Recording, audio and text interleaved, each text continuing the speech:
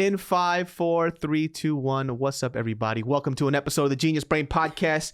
We have one of my favorite guests ever returning. We got Boze Bozington, the light-skinned wonder of the world. Oh my God, dude. Okay, y'all don't know that. I was looking at that instead of the camera. Hi. You guys probably don't know this, but I blow David up outside of like doing shows and shit. Like, he's one of the few people where like something happens, I'm like, David. I'm like, let me know. Yes. And you know what, dude? You're always such a ride or die with it. Like, you give, when I need advice, you give great advice. Thank you. But also, like, you usually take the right side. And like, if I feel like I'm not on the right side of things, you'll be like, oh, he'll talk me off the ledge, you know? Like, you know what? I feel like too with advice, and I think when I learned when I was younger, giving advice is something that's very difficult. And sometimes when I hear people who give advice, I think a lot of people are smart enough to a certain extent where they just want to hear themselves say their shit. You know what I mean? They just need to say their thoughts out loud. Mm-hmm. So it's not the advice giver's job to sway somebody a certain way. It's just to allow them to think out their thoughts. Now, if they go somewhere really bad, then you could probably suggest something. Be like, well, how about this? Right? And just give somebody some stuff to think about, because if people are just entrenched in their ideas, they're not going to change it either way. Right? They're just going to just keep digging that hole deeper and deeper and deeper. And I just have to know that I can just do my job and just say what I have to say. Like, for example, there was a buddy of mine who I knew that his wife was stepping out on him, right? Mm-hmm. I knew this shit. And so my thing is, I'm friends with both of them. So I had to go ahead and tell him to the side. I was like, hey, bro, you know that your wife is He goes, oh, yeah, like we're in an open relationship is what he said. And I looked at him and I was like, no, you're not. Right? And he was like, what do you mean? And so this is my position where, you know, I could let things ride out, or I could say my piece, because I have to say my piece because it's going to be on my conscience because I'm his friend. Let's be real, though. But when you looked at him dead in the eyes and said, no, you're not, you said enough, because he's going to go home and think about this all day, well, yeah, and draw his own conclusions. But, you know, like I said, you're the homie. Okay. Yeah. So I was like, no, you're not. He's like, what do you mean? I was like, because in an open relationship, that means two people are participating. All right. I was like, she's fucking around. You're not. So this is not an open relationship. That's you being okay being a fucking cuck. So I said, I'm going to say what I'm going to say. If you're happy with her, you're happy with her, right? But I know you. You don't believe in this open relationship. If you were an open relationship person, then it would be fine.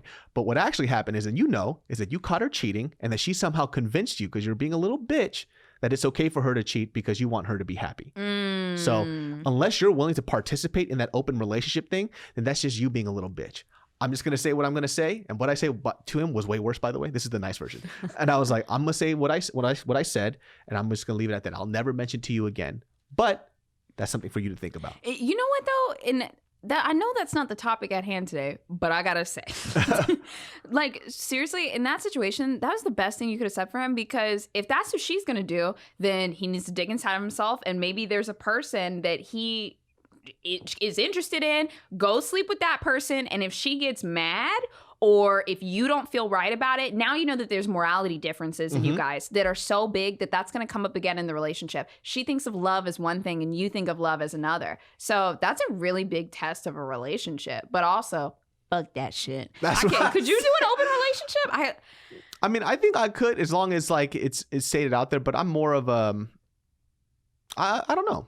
Yeah, I'm on the same page as you, because I thought about this. We actually talked about it in a JK video one time, because I said, as it stands right now, no, I could not do an open relationship. But if I'm with someone for 20, 30 years and we have this like, it's like a soul connection almost. I'm like, is the physical body really that important? And then also there's so many celebrities like Will Smith and Jada that have open relationships. Are they for real? I thought that was hearsay. That's for real, No, huh? that's for real. She's like, I will say I heard she talked about it in a podcast. Didn't hear the clip, but that is what I heard. And there's a lot of other celebrities that are in successful relationships that are open. So my thought process is, what do they know? What have they experienced that we don't know? So right now, I couldn't do it, but am I going to close the book on it in the future? I don't know. Yeah, my buddy Ricky Shucks was in an open relationship. I think he did a video on that too. I think like the closest, I mean, I guess, I don't know if this is considered an open relationship, because I have been with somebody where we were together, but then we, you know, fucked around with other people, but it was more like open dating. You know what I mean? Because it wasn't like I was like soul committed to her. Yeah. I think like once that soul commit happens, that's when it gets a little murky. It's like, I don't think I want somebody else touching you. No. You know? No, I touch you. Yeah, I touch you. He touch you. I break hand. That's how. He touch you. I touch him. Yeah, he touch you. I touch him. Maybe in a way he doesn't like. Maybe in a way he likes. But maybe threesome. No, it's weird. And then he's like, maybe I do like this. No, maybe I do. Maybe I am open relationship. I hate it. It just went from angry to fucking sexual real fast. I break you. Maybe hand in your penis, hand in my penis. No, but yeah, I don't know if I. Dang, that is a good question. Yeah, it's weird. You know what?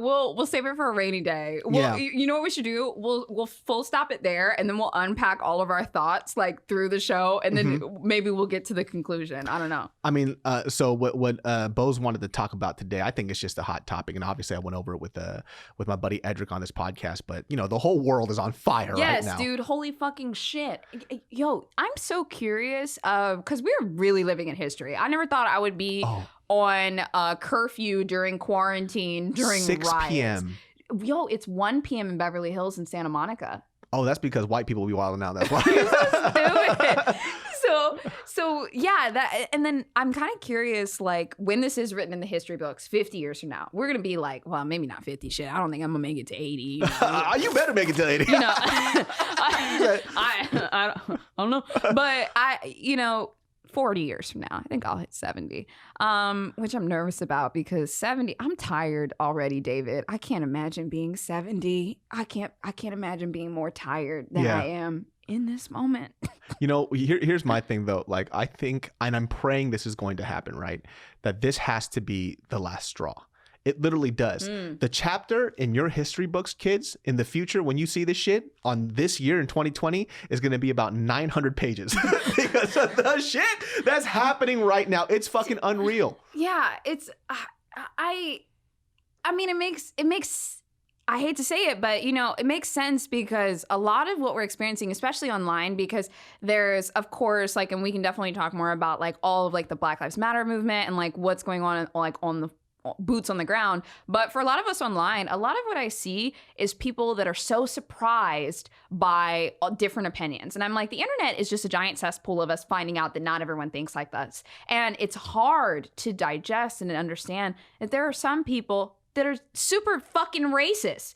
Even 19 and 20-year-olds that are out here tweeting about, well, this isn't important, all lives matter, and they're the same age as us and younger. And it's crazy to see that this mentality we thought was slowly being eradicated is actually still alive and well, and they're still loud, and they want changes in their own fashion, which is mind-boggling for me. It's so much for so many of us to digest at once right now that I don't even know where to start. I mean, I can start with this. Is number one, if you tell me all lives matter one more time, I'm gonna kick you in your fucking pussy. We're gonna kick you in your pussy, your butt. Actually, let's make it gender neutral. My big toe is going right up your butthole, and I'm gonna parade you around like this, and be like, "Look at this stupid motherfucker."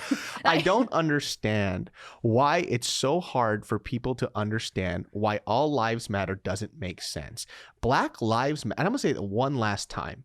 Black lives matter does not mean all lives don't matter. Black lives matter means that black lives haven't mattered. So until they matter, then all lives suddenly matter. That's all that it means. It literally means all lives matter. That's the purpose of it. Yes. It's not to take away or diminish your fucking life and what you go through, but it's to highlight what this group of people is going through. And I don't understand how you don't get it. Yeah, and the other thing is that like, I'm just gonna fucking say it. Yeah. Every single day, people act like non-minority lives always matter. Like, it's not a question whether non-minority lives matter or not. But apparently, it is a question whether Black lives matter or not. Yeah. So the reason why we are saying that phrase is because apparently we have to remind you that Black lives do matter because you don't think that they do. Boom. That's why we have to say it. I'll paraphrase. I can't believe I'm saying this. I'll paraphrase a TikTok I saw that actually summarized it pretty well. Rather than just describing it, I'll kind of like just say it.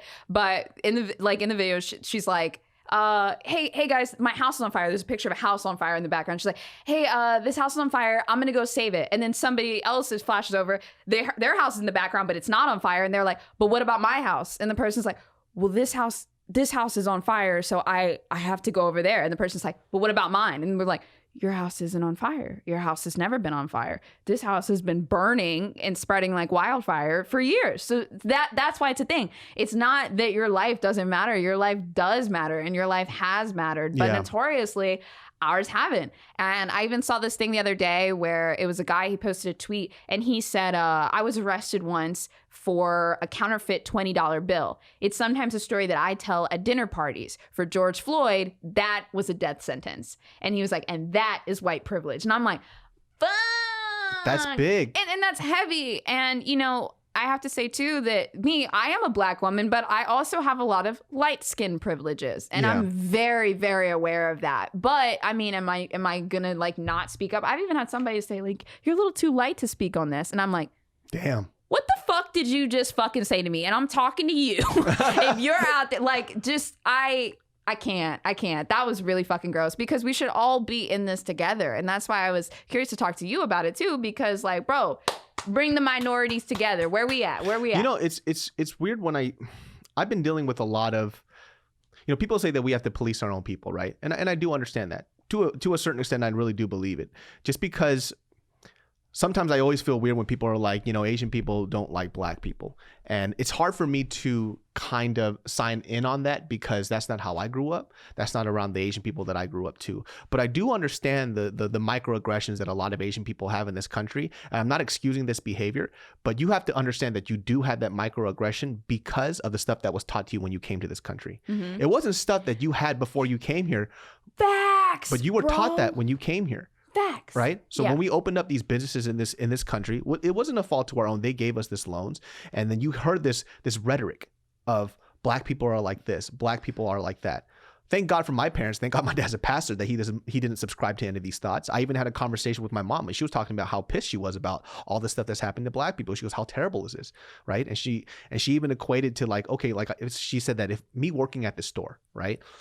Every bad thing that has happened to me in the store, it would suck if I said that, oh, you know, 5% of the customers that came and robbed us and they treated me like crap erases the 95% of the customers that I have a great relationship with, right? And if somebody who's not from this country that has a general disposition to hate this culture because of what's been taught to her can understand that, and she doesn't even fucking speak English, you can too. My mom can do that. Motherfucker, you can too. So bad. That's so fucking true. You know what else? You bring up a really good point that reminds me of something. It's like, where does this hate come from? Like, what is the issue? And in my opinion, the issue is fear. Yeah. Because people are taught that Black people are scary, that we are violent, that we rob people, that we have guns and we're in gangs. And what is that? It's scared people. And so in order to fight your own fear, sometimes you have to try to rise against it with anger and hatred. And I think that that's where a lot of that comes from. It's fear. And I even think that a lot of this shit with cops, once again, it's fear. Like, it's like, what is this big, scary Black man going to do to me? And one of the things that we have to do is educate that Black people are not scary. We do not have scary fangs, and we don't want to steal your money. We don't want to break into your house. Like, that's fucking insane. Like, there are white people that do that shit too. And I think that we as a society, we're so small-minded that rather than categorizing people by their mentalities and the psychology of them and how they think, we decide to define people by what they look like, because it's easier for us. Our brain isn't going to say like, oh, these are good people, these are bad people. We're just like, well, that one's white and that one's Black, so that one must be the good one, that one must be the bad one, because we're so fucking dumb. Yeah. And we put ourselves in that pigeonhole. We are not dumb. We're smarter than that. And I'm like, where is the narrative that we should look at people for how they think and how they act rather than the way that they look? Yeah. I mean, just to put that into an example of something that happened not too long ago, I did a video on this years ago. I think people have already forgotten about like the whole Philando Castile thing. What is that? So Philando Castile was in his car with his girlfriend, right? And he was pulled over. Cop came up to him, asked him for his license and his registration. And he goes, officer, I just want to let you know that I do have a firearm here. And he goes, okay, cool, but don't reach for it. And he goes, I'm not reaching for it. I'm getting my license and registration. He goes, don't reach for it. And he just unloads a whole clip on him in his car. Boom, boom, boom, boom, boom. Kills him, murders him in the car. As he told him, he did exactly what he was supposed to do. Mm-hmm. He looked at the officer in his face. He said, officer, I have a firearm in my car. I want to let you know that. And he goes, cool, just don't grab for it. He goes, okay, I'm grabbing for my license and registration. He goes, don't grab for it, don't grab for it. And he goes, cap, kills this man, right? And as he's saying that, he goes, I told him not to grab for it, but I told him not to grab for it. Now, this really does attest to the fact of this fear that is taught to be scared of the black man. Mm-hmm. He reached for a license and registration that you asked for, told you about the firearm that he has in his car, which is what he's supposed to do, and he got murdered on sight. Because his brain was like, oh, big scary black man definitely gonna shoot me. Big scary black man afraid of the cops. He's gonna shoot me and drive away. His little fantasies went wild and he reacted to them. And so when you see these type of situations, it's, and I mentioned this before on the previous podcast, these rioters and these looters, I'm not fucking with them 100%, right? And we do understand that there's a problem in the media that's trying to detour what this whole issue is about. They want to deflect it to look at these looters, look at these rioters. That's not the point of this. There's a reason why it got to this point, but we're not talking about why our country is in this state. We're just talking about the negative stuff that's happening because our country is in this state. Right. We got to talk about the reason why. That's the point. That's the fucking movement. So when we have this situation where I keep reading, by the way, if you've been to the protest, it's not hearsay. The Antifa, fucking these random people just throwing random that aren't even part of BLM, they're fucking there. Yeah. They're there. They're just tagging shit up just to tag shit up, busting fucking windows and looting it. They're not actually a part of the fucking movement. They're just there to steal. Yes. And you guys are convoluting the message with these people that aren't a part of what we want to talk about. Right. And like this is something I'm very passionate about because hot take. It's also something that happened a lot with the women's movement and like saying believe all women. If you truly believe that in the middle of an important movement that there are not people that are there to capitalize and take advantage of the movement for their own benefit, you are wrong. Like there are always people that are there to do something to push their own fucking agenda, and you have to be aware of that, and you have to start to differentiate those people. And a lot of people, I have really, how do you feel about like the riots kind of and like the destruction of things? I mean, I know who's doing it and I know who's not doing it, right? But it's just, I have to be very careful about blanket statements because you could do that with anything, right? Right. Whenever there's somebody that's going to find an opportune moment to do something selfish, people will do that. Right. It's just going to happen. But I'm not with rioters and looters. I'm not with that shit. I'm with the peaceful protests. I'm with people being angry. I think people should be able to protest, be angry, scream, get loud. As long as they're not fucking shit up, that's okay. So, but the problem that I have is the rioting and the looting, it's such a huge deterrent from the message, right? So I think sometimes when I say something like, I understand why it's happening, they think that I'm for the rioting and looting. Right. And I think that it's okay. It's absolutely not okay. Dude, the LA riots in 92 were fucking insane. Yeah. Like this is coming from a Korean American. People in K-Town, LA, they had to be up on their roofs with guns to shoot people down because people were coming inside to rob them and kill them. Yeah. And dude, especially with the small businesses and stuff. Oh, it's so sad.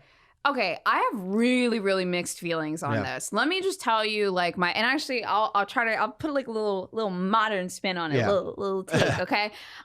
So this is crazy, but we're gonna get there. You know how, let's say something happens in the YouTube or the internet community, maybe even politics or some shit like that, and there's a huge scandal, and everyone's talking about it, and the person sweeps it under the rug just constantly. And that the only way that the person finally says something is when people online are so loud. And I say this about the YouTube community because in like politics, they have a full-time job. They don't give a fuck what you're saying on Twitter. But these people on YouTube, when you start spreading things about them and putting out assumptions, you're now affecting their job and their livelihood. And that is why they're finally pressed to say something.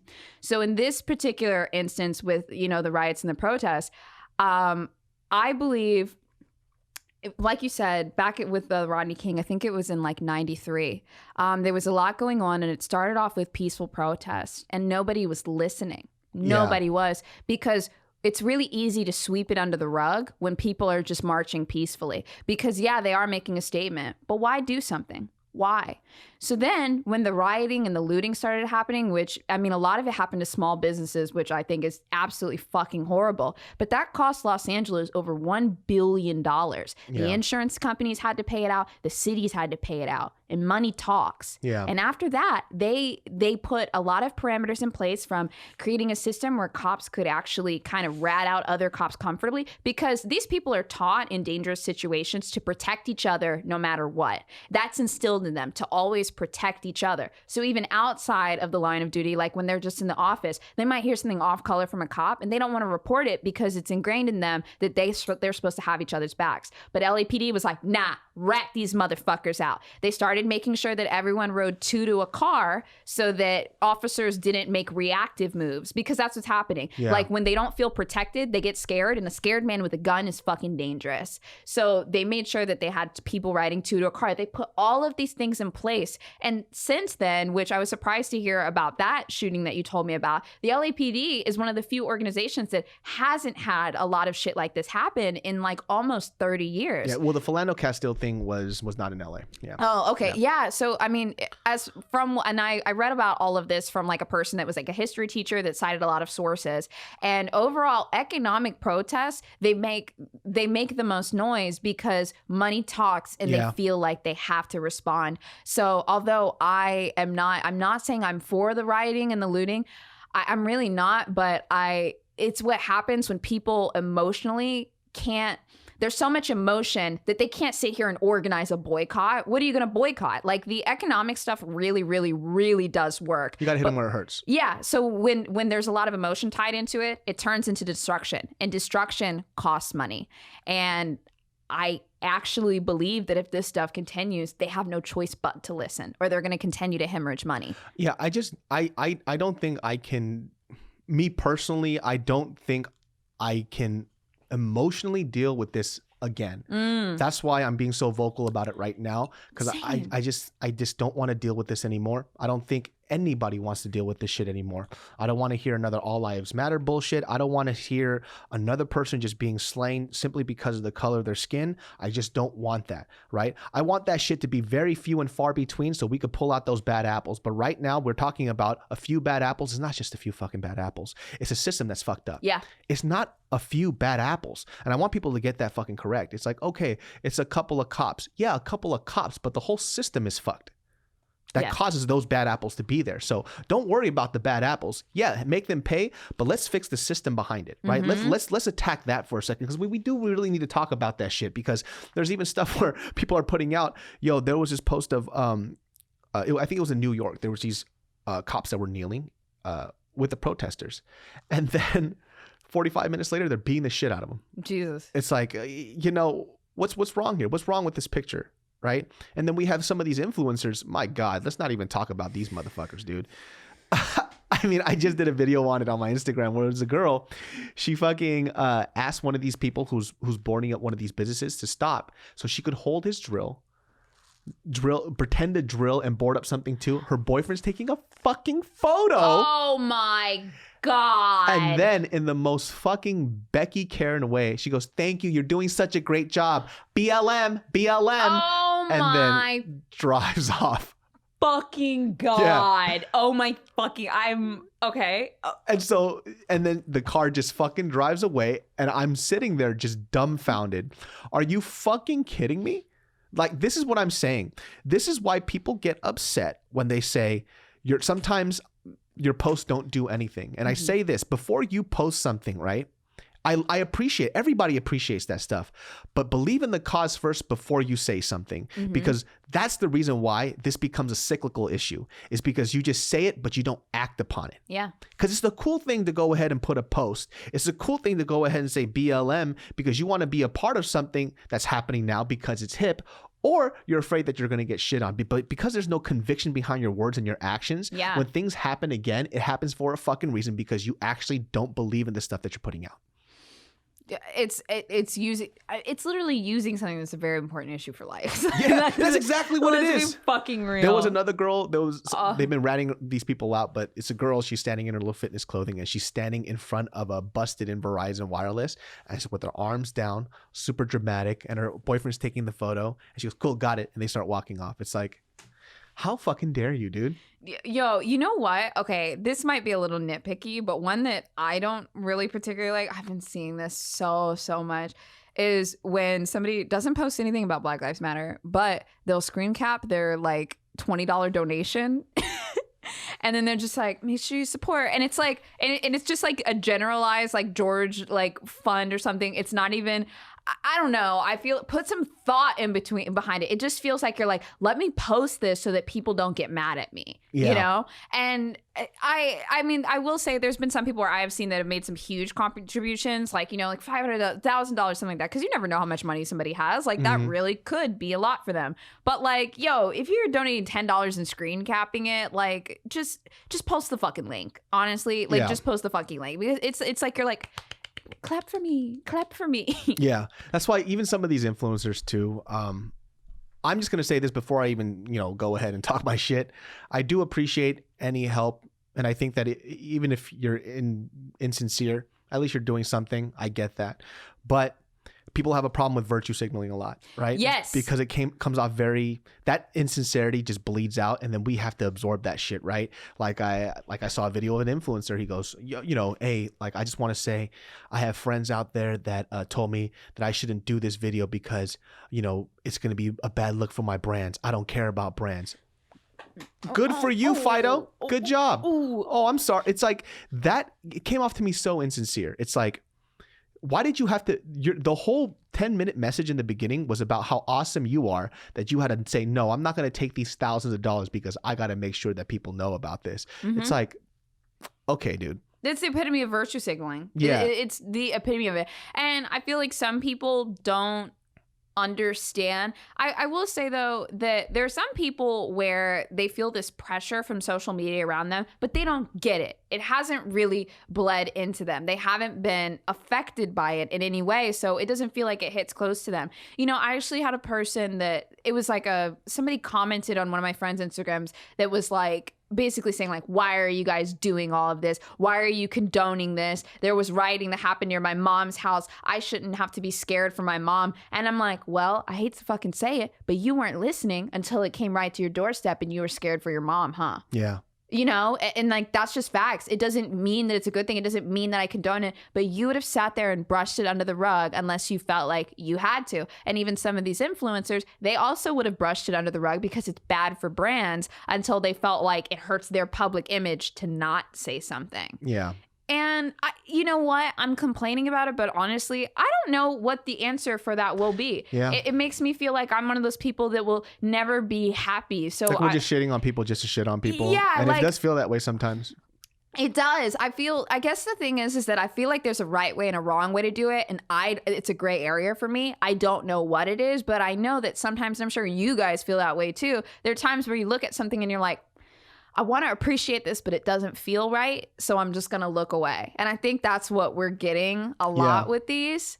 Yeah. And then, you know, I read stuff about, what's that fucking guy? He's the brother of the fucking, Paul. I don't know the fucking Logan Paul's brother. Oh, Jake Paul. Jake Paul, right? Oh my God. With him like raiding the whole. And him like looting too. It's like, bitch, aren't you a gajillionaire? Dude, they were saying that like, they were like, oh no, Jake Paul didn't loot anything. And I'm like, but did you guys honestly think that before he walked out of that door, he didn't say, let's get some fucking content? The word content probably left his mouth 5 or 6 times before they left. It's so important for me. And this is something that I dive into a lot. I love doing like industry PR breakdowns and stuff like that. I do them a lot on my stream. And the one thing that I try to instill in people all the time is finding intent. A lot of times we look at things like very black and white about how we feel about them, but we never really dial in and try to figure out what was this person's intent of putting this out there. And that's what I always want to know. Yeah, it's for him, it was to grab great content. Yep. And what's the difference between what he did and his brother recording a dead Japanese man hanging from a fucking tree? Content. There is like no brother, like brother. Exactly. There is no fucking difference. And the sad thing is that they are a representation of what a majority of people in this country want to see and how much they don't give a fuck about their intent. They just like, oh, he's a very entertaining person to me and I want to be like him because he has a lot of money. And that's all that fucking matters. And so people that follow him are the vast majority. That's the sad reflection. Yeah. You could go ahead and put out whatever video you want about these two fucking trash bag human beings, but at the end of the day, their pockets get bigger because people want to see shit from them. That's all that matters. And I feel like so often we forget that not everyone thinks like us and not everyone is going to agree with us. And sometimes we're like, but I don't get it. It's so simple. This person is greedy or using these things for views. And we see it, but it's almost naive of us to expect millions of other people are going to see things that same way. You know, they may not even be able to see the big picture. They're just like, I think the content's good. Yeah. Like, Isn't that so sad though? Like the human aspect is just always ignored. That's why I get so disappointed, and that's why I don't have a problem calling people out on their fucking bullshit. Like there was the lady in the Malaysian Miss Malaysia. Did you see what she wrote? no, tell me. Oh, so she wrote this whole Instagram story post where she says, basically, it is the racism in America. It is what it is. You just need to. Get this. She goes, if you're a colored person in America, you shouldn't complain because you chose it. What? She says, you chose to be a colored person in America, so why complain? Well, let me just peel this off. Yo, Let me read that to you. No, verbatim. that's not what she said. David, do you have any bleach? I made the wrong choice. I need to change back. So this is what she wrote. No her fucking name way. is Samantha Katie, by the way. Okay. To the black people. No, you're Already dope wait, said. no, let me see that. Let me see that opener. this is- I need to make. Oh my God, it really says that. Shit's tight. Watch this. This girl, she spit hot fire. Are y'all Dylon, sitting down? Dylon. I hope y'all are sitting down. To the black people, relax. Oh my God. Yo, you ever gonna do that? You read something and you read it and you just kind of go, ah. Because you have I do that. to. It's like, ah. Take it as a challenge. It makes you stronger. You can barely get past the first fucking sentence. It makes you stronger. This is a Malaysian pageant winner, by the way, because, she's with the people. Samantha Katie is her name, or also, as I like to call her, cuntbag. You chose to be born as a colored person in America for a reason. To learn a certain lesson. Accept it as it is. Till now, hunger and poverty still exists. It is what it is. It's inevitable. Best you can do is remain calm, protect heart, and don't allow it to crumble. That's your responsibility. Of course, this is to the ones who understand this level and state of mind. It's not for everyone. Everyone grows at a different rate. That's her whole statement. She was hacked? Was she hacked? This is her Dude, shit. I'm trying to help. I'm trying to help her out. To I'm speechless. the black people. Already fucked up. I love how she says that it's a lesson that we're supposed to learn, but she wants us to learn that lesson and just sit there and take it. Like, wow, really learned my lesson. Don't evangelize it. There's a lot that I could take from it, but there's so much of that is so ridiculous. It's hard to unpack. There's no response. It's almost like you ever use like one of those randomly generated things? It feels like she used one that was like, use the most offensive things possible in a current event and go. And she's like, this looks great. I'm gonna post this. That is, above all, it's amazing to me that she genuinely thought that would work out for her. Can I just read her apology though? She has an apology. No. This is the best. I don't. Yes. I do hear you. I'm sorry. I know you're hurting. I know it's unfair. I'm not in your shoes to understand this fully. Then you should probably shut the fuck up then. Furthermore, you asked me to explain what I meant by black people chose to be black. Oh God. Is that throughout my journey, I have learned that we are more than just temporary physical body, like an avatar, merely a tiny speck of dust in the vast infinite universe. Are you Neil deGrasse Tyson, you fucking dumb hoe? What the fuck are you saying right now? We are but a mere speck of dust in the cosmos that came out, the dingleberry out my ass. Dude, I only can imagine like her talent show segment for when she won was just like Mr. Roboto or something. Just her fucking space galaxy music, just... Exactly. We tend to overlook that from time to time. In our process towards evolution as a human being on Earth, you sound like an alien fucking robot. We chose our body, our family. Bitch.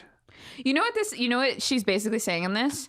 She's saying that black is not a race. It's a way that you're acting. And you chose to act that way, which is literally the most racist shit I've ever heard in my life. It's just like I've literally been called the N-word to my face. And that is more racist. No, but you chose to be that. That's right. That is So absolutely. take responsibility for it. And learn your lesson and go sit down because it is what it is, Blackie.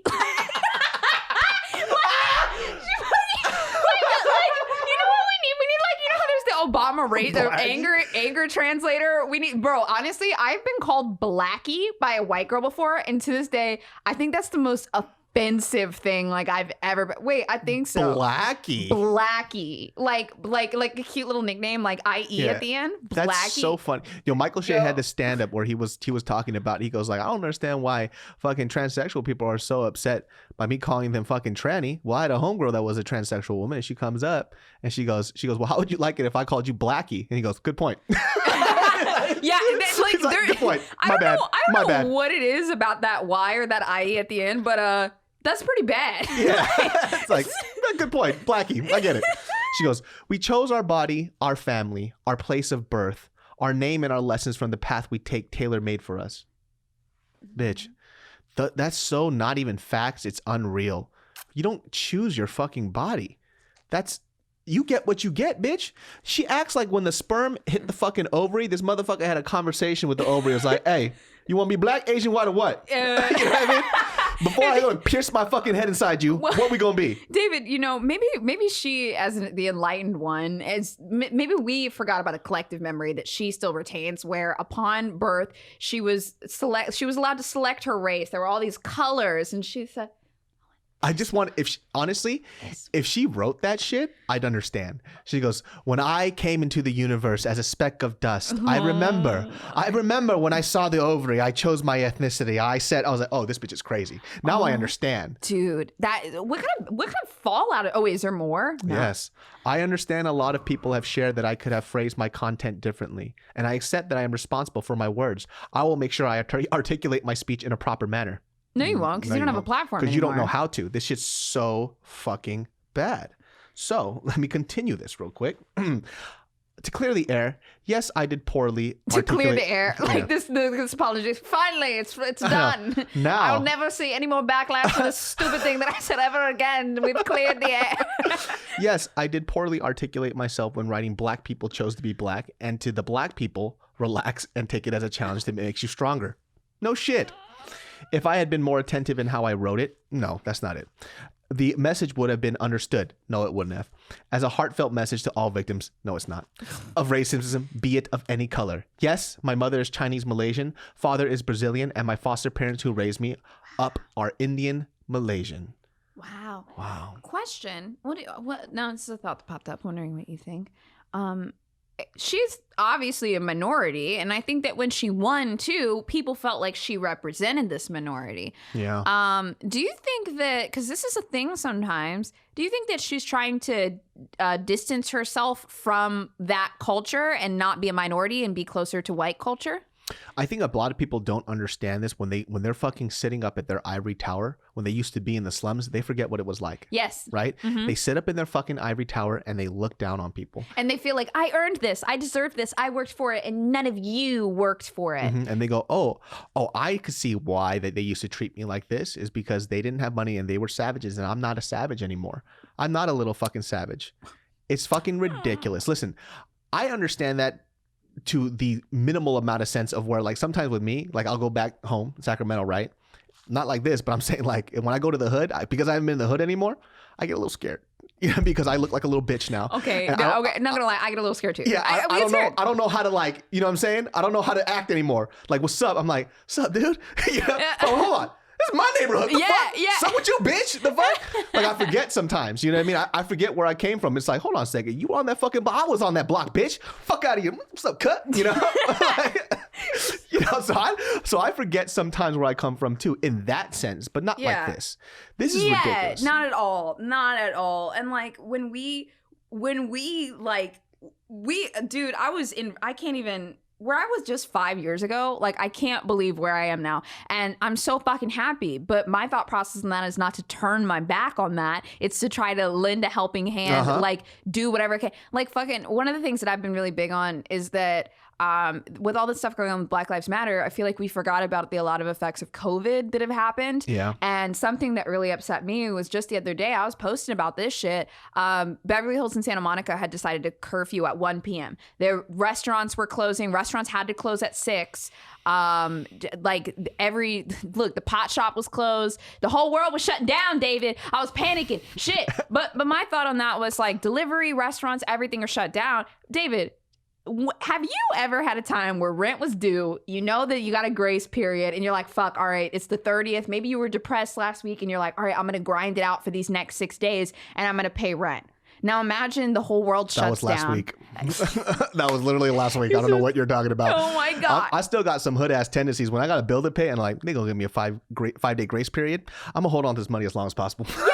Yeah, but, and then like imagine you have to go and make it, and I've done that several times in my life, especially moving out here in LA first year and shit like that. So immediately my thoughts went to people that plan to maybe deliver on Postmates for 6 days straight and then make up, you know, the tail end of their rent, and now they can only deliver from 9 a.m. to 1 p.m. or 9 a.m. to 6 p.m. And now everyone's trying to do it. So the other day, I started posting about this. I'm telling people to like tip your fucking Postmates. And then I actually just randomly bought food from Baja Fresh like right before curfew was ending.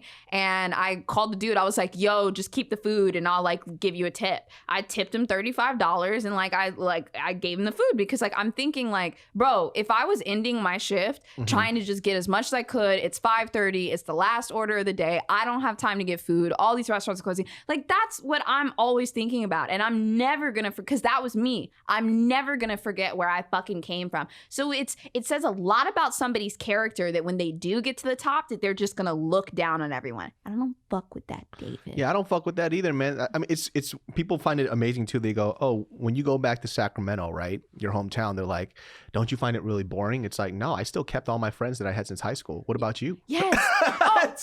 Yo, are you still friends with people that you knew back in the day? Yo, every year since high school, since I was 14, we have a Friendsgiving, Thanksgiving, and then we have a Christmas dinner. And we still do it till this day.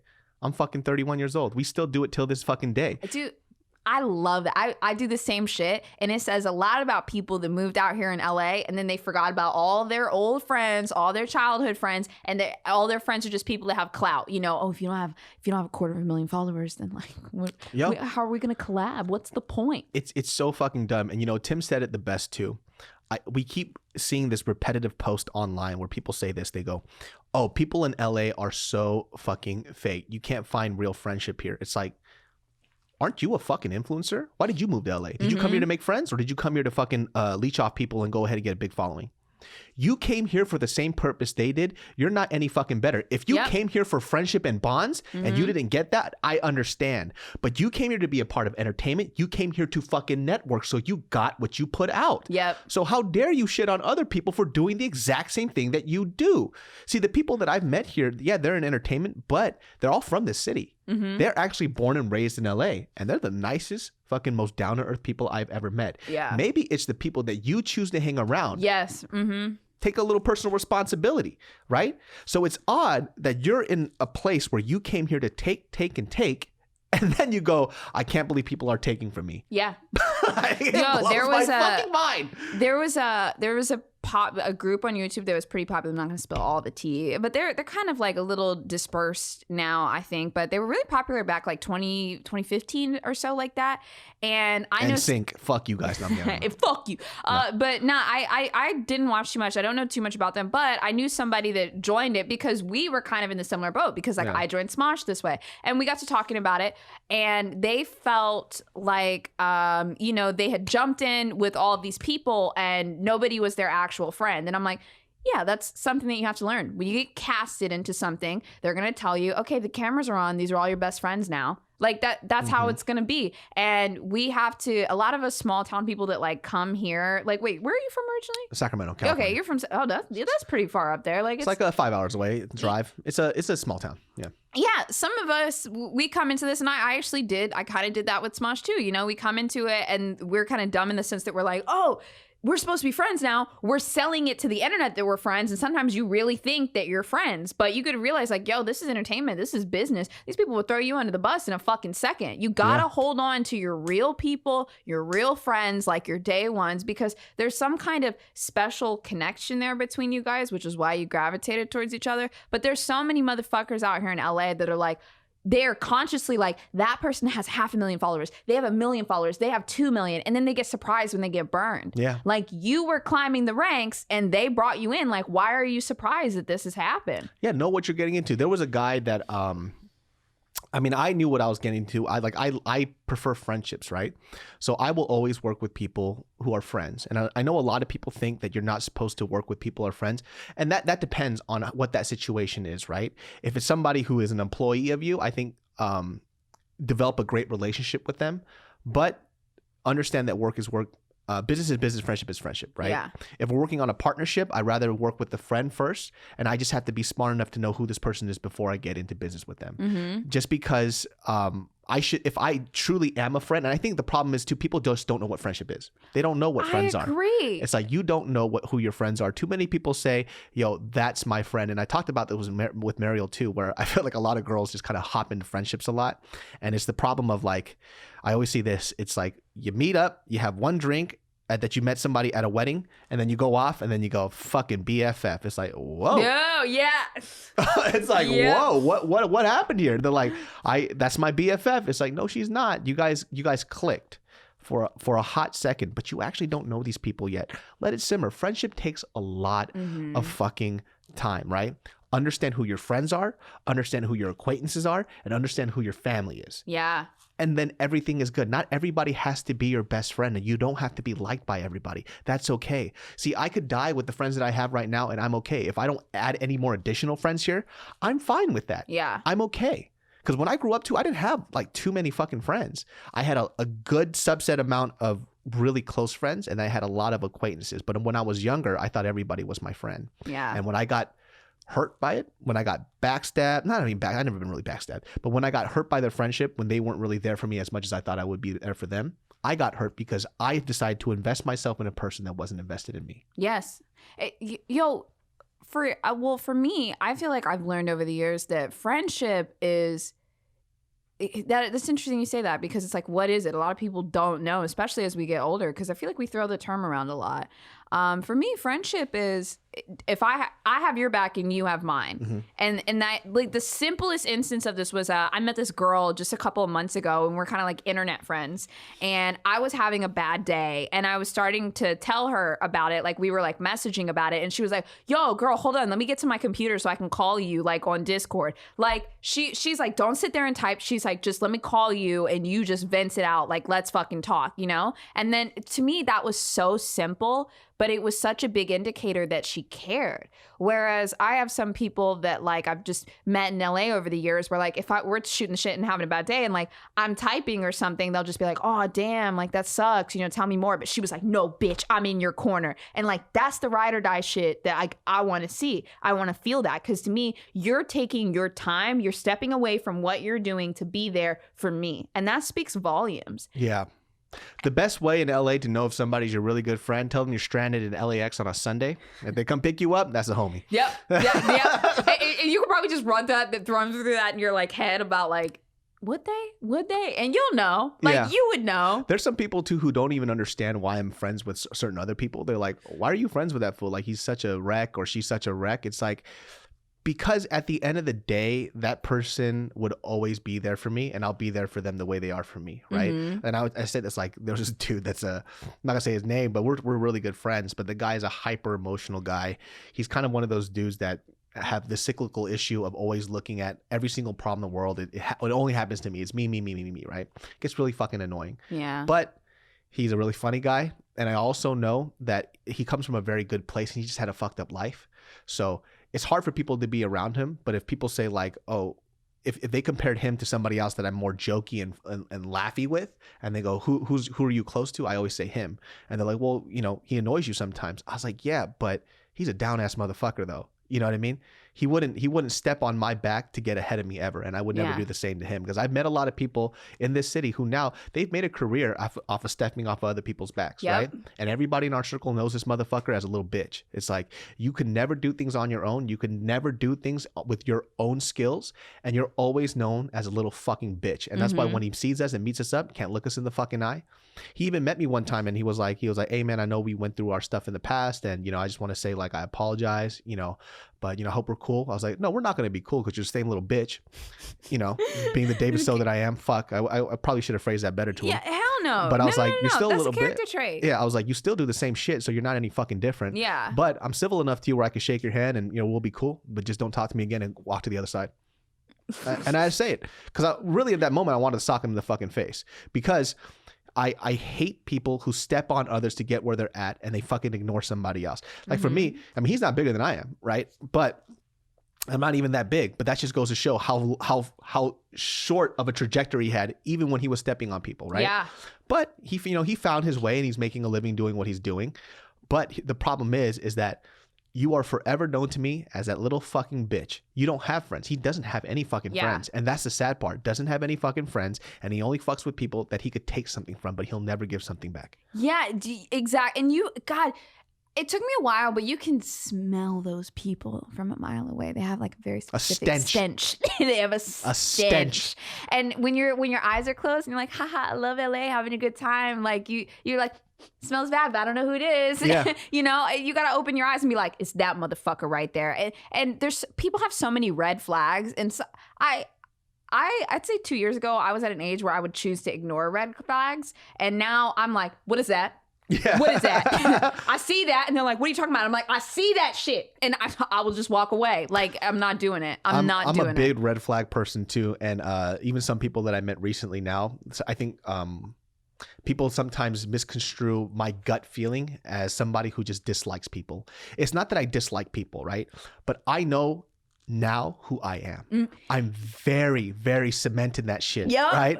So I'm not going to change, or I'm not going to shift my personal pillars for somebody else. If I have this gut feeling that I don't fuck with you, I'm going to go with my gut feeling until you prove me otherwise. I'm not going to mistreat you. I'm not going to do anything else. I'm just not going to be as giggly and as laughy around you as other people are. And for me, 99% of the time, not because I'm not being prophetic in my shit. What I'm saying is that it always turns out to be true. It's only a few people, right? But for example, there's somebody that's within my circle that I exercise with, right? Like I exercise with random people all the fucking time. But there was somebody that they brought in and I was like, I don't really like this person, right? And I went with that guy. And it's funny, one of my friends took me aside and he was like, hey bro, you don't like him, do you? I was like, what do you mean? I was like, well, when we were eating and he was telling his story, he was like, your face was stone cold dead. Oh my God. Like you just kind of went, and you just looked away and you walked and you started talking to somebody else. And I was like, you don't like him. And he was like, why don't you like him? I was like, he's a likable person, but I don't think he's a good person. There's something about him. There's something about him where every time he talks, he praises himself and he has this fake humbleness about him. Like he acts like he's here to learn and listen to other people. And it's not true. I don't believe it. It sounds so insincere. It irritates my spirit. Yeah. If you're irritating my spirit, I'm going to go with what my spirit says. And you have every right to be like, I don't feel good in this environment with this person and I'm going to go this way. Yeah. And I'm still cordial. Whenever I don't see him often, obviously now, but I cordial, shake his hand. I say, what's up? How you doing? But am I inviting him over? Are we going to have side conversations? Probably fucking not. And then lo and behold, a couple months later, they're like, yeah, he's kind of a fucking skis ball. I was like, yeah, he's kind of a shitty dude, man. Like, yeah, the guy, I called that shit. I was like, yeah, man. I was like, I called that shit. Like, it's something off about him, right? And I was like, I'm gonna go with that gut feeling. I'll be respectful, but at the same time, stay the fuck away from me. Yo, okay, David, I got a question for you. Yeah. And I'm gonna follow up after. What did you think about me when you met me the first time? I just thought you were funny. Dude, so yo, David, you said some shit to me. So in the first JK News video, I think it might have been the first one that I ever filmed like with you guys. So I was meeting you for the first time. So I'd met the other people because they came to film on Smosh. I hadn't met you before, but I'm like, oh, this is a dude. He's here. Like, cool dude, whatever, right? So we filmed the first episode. And after we filmed it, the camera shut off. You looked me dead in the eye and you said, you're going to get attacked in the comments for that. You did. I remember my thought was like, oh no, I wonder if he likes me. Whatever. And then we just rolled into the next video and like we just kept going. And then by the end of the day, it felt like you softened up a little bit, but like you heard me talk for like 5 or 6 hours. So I guess you were just like cool with it. But I remember you saying that to me. I don't know what I said. I don't know. I felt like I liked you when I first met you, though. Yo, that was the first thing you said. But the funniest thing about it, the best part about it is that in retrospect, knowing you now, you don't give a fuck if somebody gets stacked in the comments. And probably the way that I handled it, you were like, oh, okay. Yeah, like she doesn't fucking care. I mean, for sure, I feel like, with me, because I say the things that I want, some people are like, oh, shit. I try to be very tactful with my words, but at the same time, I'm kind of always been unapologetically myself, which has always been an issue in terms of like when I was younger, it was hard for me to make friends that way, right? Yeah. Because I wouldn't socially navigate things if I didn't want to, right? And now that I'm older, I'm just comfortable with myself and I have this, it's like, oh, this is who I am. I'm respectful, but this is who I am. Yeah. So it's like, oh, I can see that too. And I think like Mariel says sometimes like I could be very intimidating when I want to be. He's like, I have a duality to me. It's like if you're around people that you really respect, she can see how timid I get, right? But it's around people who I don't know.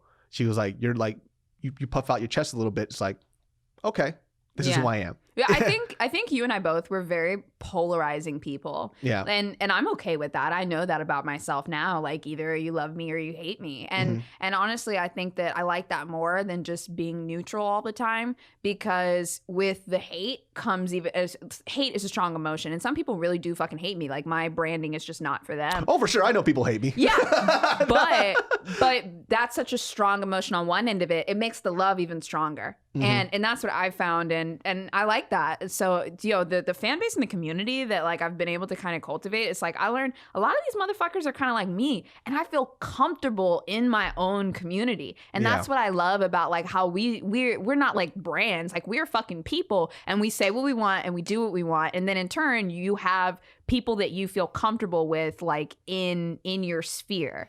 And even beyond that too, it's not even people who are like you, it's people who they kind of see great qualities in you and they want that to be them as well, right? So they want to be like, this is the funniest fucking thing. I went to this one show and there was this kid. I was trying not to die laughing in front of his face. And this guy was like he was like a fobby kid. Yeah. He comes up. I don't know if fobby's offensive, but I'm a fob, so I don't give a fuck. But he comes up and then he goes, and he just threw me off. The kid goes, hey, David, I just want to let you know that I learned how to fucking cuss from you, man, motherfucker, all this shit. He started just going off, cursing, and I was like, yeah, I don't give a fuck. I don't give a fuck about anything, man. I'm like, holy shit. Yo, bro, you ain't gotta go off like that. You ain't gotta curse all the fucking time. But, what he told me too, after he got done with his cursing diatribe, he said that watching somebody like me, when he was told to be the quiet, timid person, and he had a lot of stuff that he wanted to say, that he stopped caring so much. He goes, not so much he wanted to be me, but he wanted to take certain qualities about me and he wanted to instill it in himself. I think that's why sometimes, with the the small fan base that we do have, they do fuck with us. And they're kind of taking a lot of the life lessons that we've learned, that we made a lot of our own mistakes in. And so we're kind of instilling this, like, you don't have to make these mistakes. Let me make it for you. So enjoy this. Enjoy the fruits of my labor. The fruits of my labor. Please. But, David, we're supposed to just take that lesson and sit there because that's life. Oh, yes. Please. Sit and just take it. Just take it because it is what it is. I'm sorry. I'm still not over that bitch. That's my favorite phrase. It is what it is. Oh, my It is. God. Remember slavery? Thank you, Chancellor. It is what it is. Chancellor Katie. Thank Gay you so rights? much. It is what it is. Oh my God, dude. It's so fucking tone deaf. So tone deaf. When people have it good, they just don't like to see everybody else's situation. They don't want to empathize with it. And that's the sad part about this. And you're supposed to be Miss Universe, ho. Aren't you supposed to be like Miss I thought she was just like Miss Malaysia. She's Miss Universe. I think she was like one of them contestants. Dude, I mean, if she was even in the show, like I haven't seen it before, but I saw that Sandra Bullock movie where she, what I'm talking about, where she had to go undercover. I've seen that shit, and that was a lot of bitches. She was up there. She got responsibility. Is a Malaysian actress, model, and beauty pageant title holder who crowned Miss Universe Malaysia 2017. Wow. Wow. Now I get it, because she's only thinking about the universe. She's so above it. Oh, so dude, I don't know, David. We I don't. fucked up. You know what though? I have no idea where we're gonna be as a society in like 100 years.